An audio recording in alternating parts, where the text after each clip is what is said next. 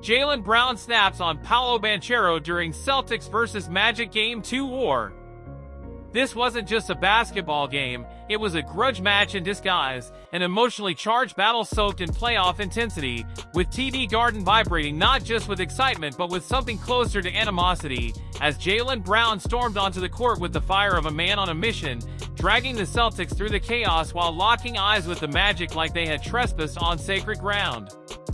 The Boston Celtics weren't merely defending their home court, they were defending the pride, dominance, and legacy they had built all season long, and the Orlando Magic didn't come to simply play ball, they came to spoil the party, to rip away Boston's momentum, and make a statement that they weren't just some young, rebuilding squad, but a threat to be feared, and if Game 1 offered the faintest hint of upset potential, Game 2 came crashing in like a declaration of war.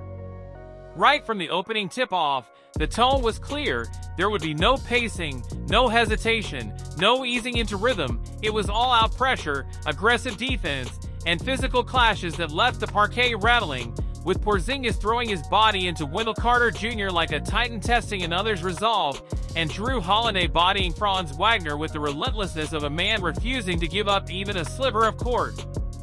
But no subplot burned brighter than the brewing firestorm between Jaylen Brown and Paolo Banchero, with the Magic's young star coming in with a chip on his shoulder big enough to eclipse the spotlight, trying to bully his way into the paint with the confidence of a player used to getting his way, only to be met, checked, and stonewalled by Brown, who wasn't just standing his ground, he was actively enforcing it with elbows, shoulders, and a withering glare that said more than words ever could.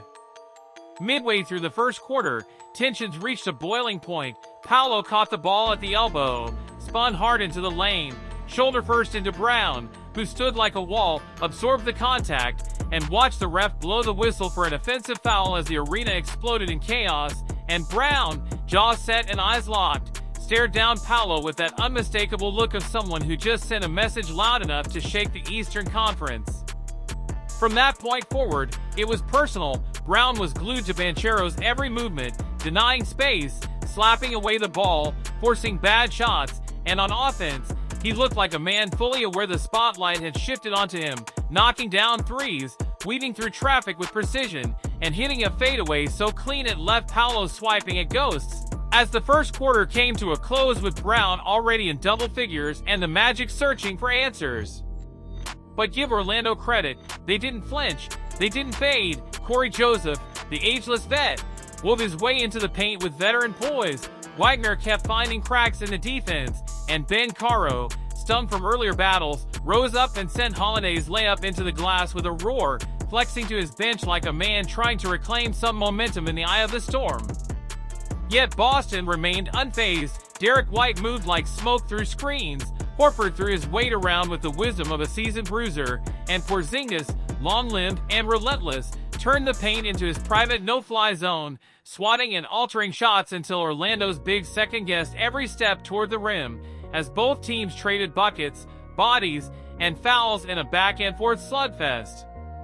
Jason Tatum, nursing a wrist injury from the sidelines, wasn't passive either, clad in a hoodie, shouting at officials, hyping teammates, and visibly aching to check into the chaos himself, his energy infectious and his presence looming large over every possession, as if to say, this is still his house, even if he's not on the floor.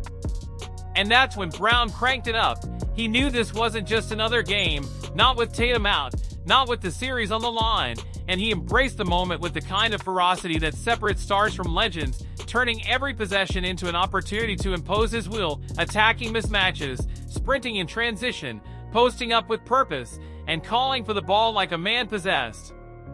Then it happened, the turning point, the moment that would be played on loops across every highlight reel. Brown anticipated a lazy cross-court pass, stole it in stride, raced the length of the court, elevated through traffic, and detonated a thunderous dunk right over Paolo Banchero, who barely had time to react before finding himself on the wrong end of a poster that sent TD Garden into hysterics, forced a Magic timeout, and left Brown ice-cold in his reaction, expression locked, posture still.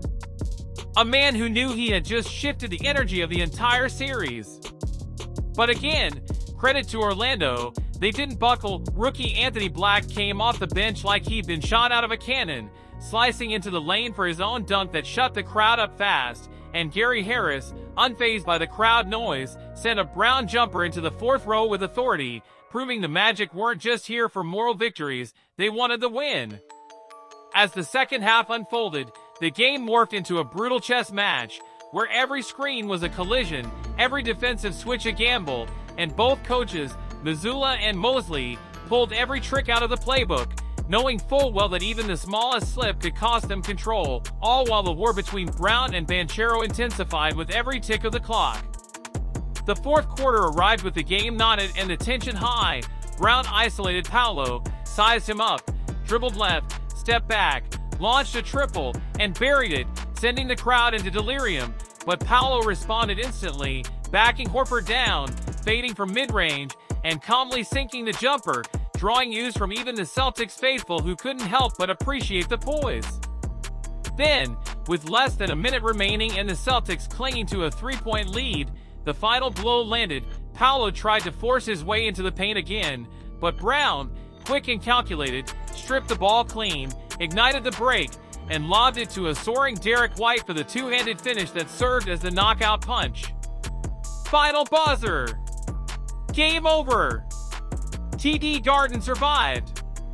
Jaylen Brown walked off with 32 points, 6 boards, 4 steals, and a highlight dunk that will live in infamy, while Paolo Banchero managed 18 points but gave up 5 costly turnovers, 3 of them directly ripped away by Brown, who had proven beyond any doubt that he wasn't just filling in for Tatum, he was making his case as the Celtics' playoff heartbeat.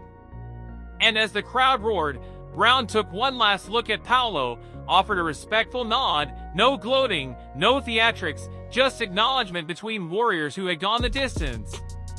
So here's the question, did Jaylen Brown just plant his flag as Boston's true postseason leader, or is this just chapter 1 of a rivalry that's about to turn personal?